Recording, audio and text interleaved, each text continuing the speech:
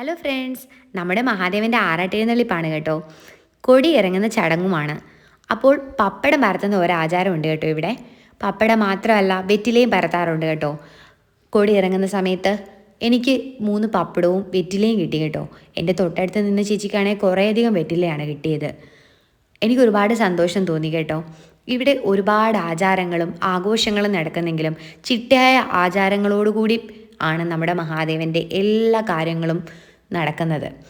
അത് നമുക്ക് ഭയങ്കര ഭക്തി നിർഭരമായ ഈ അന്തരീക്ഷത്തിൽ മനസ്സിന് സന്തോഷം തോന്നിപ്പിക്കുന്ന ഒരുപാട് കാര്യങ്ങളാണ് കേട്ടോ.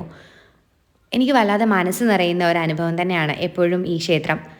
ഇത് നമ്മുടെ ആശ്രമത്തിൽ ആനയാണ് കേട്ടോ. അമൃതാനന്ദമയി ആശ്രമത്തിലെ ലക്ഷ്മി എന്നാണ് ആനയുടെ പേര്. ആനയാണ് ഈ പ്രാവശ്യം മഹാദേവൻ്റെ തിടമ്പേറ്റിയത്.